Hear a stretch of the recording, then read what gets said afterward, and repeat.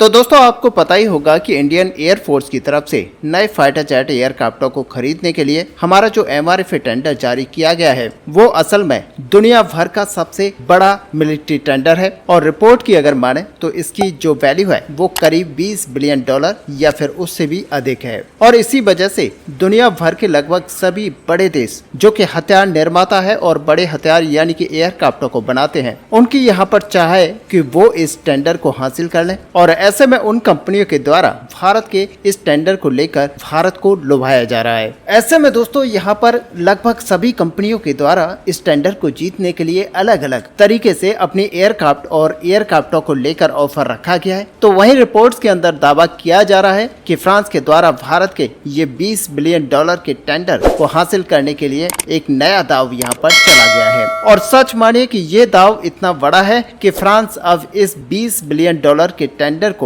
जीतने के एक कदम और नजदीक आता हुआ दिखाई दे रहा है। एक्सपर्ट्स की अगर माने तो दावा किया जा रहा है कि फ्रांस के द्वारा राफेल एयरक्राफ्टों के जो MRF फैसिलिटी बनाने को लेकर प्रस्ताव रखा गया है असल में ये और कुछ नहीं बल्कि $20 बिलियन के टेंडर को हासिल करने का फ्रांस का एक मूव है। और यहाँ पर कोई डाउट नहीं होगा कि फ्रांस की दावेदारी को ये और भी ज्यादा स्ट्रॉन्ग बना देगा। ऐसे में यूरेशियन टाइम्स के एक हाल ही के रिपोर्ट में दावा किया जा रहा है कि डसॉल्ट एविएशन की तरफ से अपने राफेल एयरक्राफ्टों के मेंटेनेंस, रिपेयर और ओवरऑल फैसिलिटी को लेकर भारत में जो इरादा बनाया गया है और साथ ही यहाँ पर बताया ये भी जा रहा है कि उत्तर प्रदेश के अंदर एक लैंड को यहाँ पर परचेज करने को लेकर जो कि एक बड़े हवाई अड्डे के पास ली जाएगी उस पर भी बातचीत चल रही है, जहां पर फ्रांस की तरफ से केवल मात्र राफेल एयरक्राफ्टों के लिए MRF फैसिलिटी को बनाने का इरादा नहीं रखा जा रहा है बल्कि इंडियन एयरफोर्स में जो डसॉल्ट एविएशन के दूसरे एयरक्राफ्ट हैं यानी कि मिराज 2000 जैसे एयरक्राफ्ट हैं उनके भी MRF फैसिलिटी यहां पर बन सकता है। और कुछ सोर्स तो यहां तक कह रहे हैं कि भारत में ये जो MRF फैसिलिटी है वो यहां पर और कुछ भी नहीं है बल्कि भारत का जो MRF टेंडर है यानी कि 114 लड़ाकू विमानों का जो टेंडर है उसी के अंतर्गत भारत राफेल जैसे एयरक्राफ्टों को परचेस करेगा। तो यहाँ पर भारत को काफी फायदा हो सकता है और ऐसे में आने वाले 20 सालों के लिए फ्रांस एक बड़ा दाव चल रहा है जिसके जरिए फ्रांस लगातार 20 साल तक एक बड़ी इनकम भारत से करेगा। और साथ में आपको बता दें कि यहाँ पर यह देखना बहुत जरूरी है कि फ्रांस की जो डसॉल्ट एविएशन कंपनी है वो अपने यहाँ पर एक लिमिटेड नंबर में अभी राफेल फाइटर जेटों को प्रोडक्शन कर पा रही है और इसी वजह से राफेल फाइटर जेटों को अपने यहाँ से बाहर बनाने को लेकर साथ में ऐसी जगह पर बनाने को लेकर जिस लोकेशन पर यहाँ पर भारत है वहां पर डसॉल्ट एविएशन की तरफ से एक प्रस्ताव रखा जा रहा है। और डसॉल्ट एविएशन ये चाहती है कि एशिया के अंदर भारत एक ऐसी जगह है जहां पर राफेल फाइटर जेट्स को अगर बनाया जाता है तो यहां पर जो भी अभी डसॉल्ट एविएशन के लॉग में फाइटर जेट हैंडओवर करने हैं यानी कि जो भी यहां पर बड़ा बाइंग दूसरे देशों की तरफ से किया गया है उसको यहां पर हैंडओवर करने के लिए भारत एक सबसे सुटेबल जगह है जहां पर राफेल फाइटर जेटों को बनाते हुए दूसरे देशों को हैंडओवर किया जा सकता है। साथ में सबसे बड़ी बात ये होगी कि दूसरे जो एशियन देश हैं उनकी जो MRF फैसिलिटी है वो भारत के अंदर दी जा सकती है और साथ ही मेंटेनेंस भी भारत के अंदर ही दिया जा सकता है जो कि अभी फ्रांस के अंदर दिया जाता है। और ऐसे में बड़ी यात्रा को यहाँ पर करते हुए दूसरे देशों के राफेल फाइटर जेट्स को फ्रांस के अंदर जाना पड़ता है। ऐसे में दोस्तों आपको बता दें कि ये मात्र तभी संभव हो पाएगा जब इंडियन एयरफोर्स की तरफ से राफेल एयरक्राफ्टों को यानी कि 114 लड़ाकू विमानों के टेंडर को यहाँ पर राफेल को चुना जाएगा। और कुछ रिपोर्ट्स के अंदर दावा ये भी किया जा रहा है कि फ्रांस के मैक्रोन की गवर्नमेंट यहाँ पर ऑलरेडी मेक इन इंडिया के तहत राफेल फाइटर जेट्स को प्रोडक्शन करने को लेकर उसी के साइड में है। लेकिन यूरेशियन टाइम्स की रिपोर्ट के अंदर ये भी कहा जा रहा है कि फिलहाल ये जो लैंड एक्विजिशन का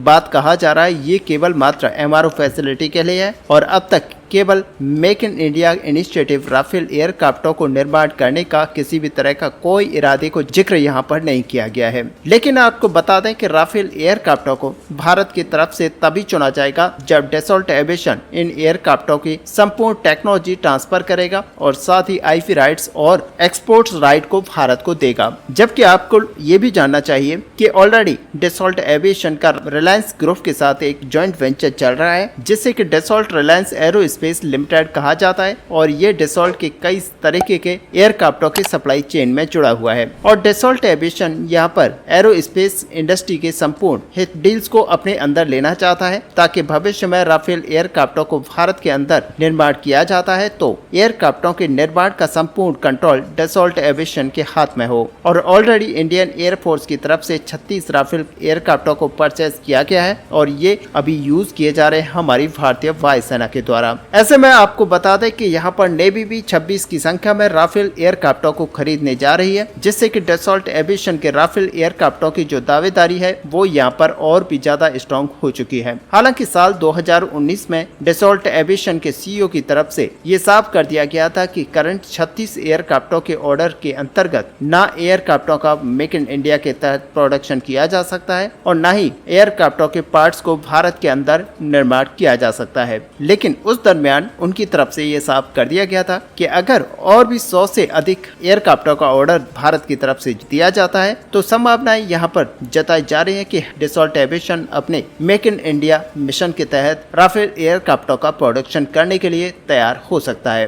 और दोस्तों अगर देखा जाए तो इस बार MRF टेंडर के तहत 114 लड़ाकू विमानों को खरीदने का बात कहा जा रहा है जो कि डसॉल्ट एविएशन की ये जो शर्त है इसको कंप्लीट कर देगा। हालांकि इसके अलावा आपको ये भी जानना चाहिए कि राफेल एयरक्राफ्टों में इस्तेमाल होने वाले सैफ्रॉन इंजनों के भी एक फैसिलिटी भारत के ही शहर हैदराबाद में खोलने का निर्णय लिया गया है जहाँ पे की संभावित साल 2025 से काम शुरू हो जाएगा और इंजनों के MRF फैसिलिटी के साथ ही एयरक्राफ्टों की MRF फैसिलिटी अगर भारत के अंदर ओपन हो जाती है तो नो डाउट यहाँ पर इंडियन एयरक्राफ्टों को मेंटेन करने में काफी आसानी होगी। हालांकि ये केवल यहाँ पर इंडिया के ही लिए लाभदायक नहीं होंगे बल्कि पूरे एशिया के लिए ये काफी फायदेमंद रहेगा क्योंकि फ्रांस अपने एयरक्राफ्टों को इंडिया से बनाते हुए एशियन देशों में एक्सपोर्ट कर पाएगा और अगर भारत के अंदर MRF फैसिलिटी बनता है तो साउथ एशिया और साउथ ईस्ट एशिया के जितने भी देशों के द्वारा इन एयरक्राफ्टों का उपयोग किया जा रहा है उन देशों के एयरक्राफ्टों के मेंटेनेंस भी भारत के अंदर ही किए जा सकेंगे। इससे डसॉल्ट एविएशन के ऊपर से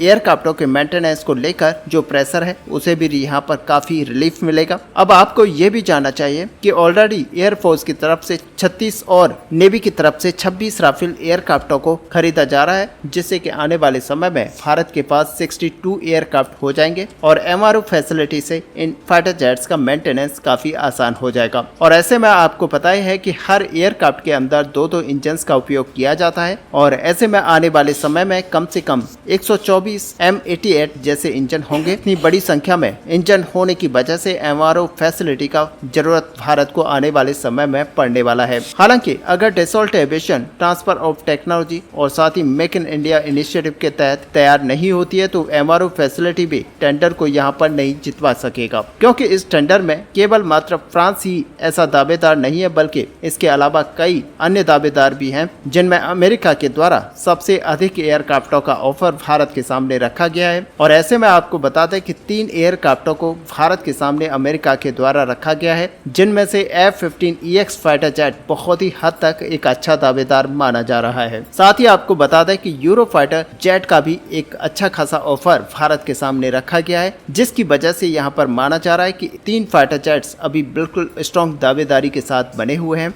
हालांकि आज की डेट में अगर देखा जाए तो इस पूरे टेंडर के तहत राफेल एयरक्राफ्ट सबसे स्ट्रॉन्ग दावेदार बना हुआ है और उसके बाद में अगर देखा जाए तो यहाँ पर F-15EX और साथ ही यूरो फाइटर टाइफून टेंडर के अंदर बड़ी दावेदारी रखते हैं। ऐसे में अगर MRF फैसिलिटी भारत के अंदर फ्रांस के द्वारा खोली जाती है तो ये फ्रांस के लिए एक पॉजिटिव पॉइंट हो सकता है जो कि राफेल की दावेदारी को यहाँ पर और भी ज्यादा स्ट्रॉन्ग करेगा। और ऐसे में मान कर चल सकते हैं कि आने वाले समय में डसॉल्ट एविएशन भारत के अंदर अपनी प्रोडक्शन यूनिट तक ओपन कर सकता है। और ऐसे में अगर डसॉल्ट एविएशन की तरफ से अपने टेक्नोलॉजी ट्रांसफर और आईपी राइट्स के साथ हामी भरी जाती है तो सच मानिए कि राफेल एयरक्राफ्ट को 114 लड़ाकू विमानों के MRFA टेंडर के तहत लिया जा सकता है। ऐसे में दोस्तों आपका यहाँ पर क्या व्यू है, क्या भारत को MRFA टेंडर के तहत राफेल एयरक्राफ्टों को चुनना चाहिए या फिर F-15EX जो कि अमेरिका का है और यूरोफाइटर जेट जो कि ब्रिटेन और यहाँ पर यूरोपियन देशों की तरफ से बनाया जाता है उसको चुनना चाहिए। आप अपना व्यू हमें कमेंट में लिखकर बता सकते हैं। साथ ही वीडियो को लाइक और शेयर करना ना भूलें। मिलते हैं नेक्स्ट वीडियो में, तब तक के लिए जय हिंद जय भारत।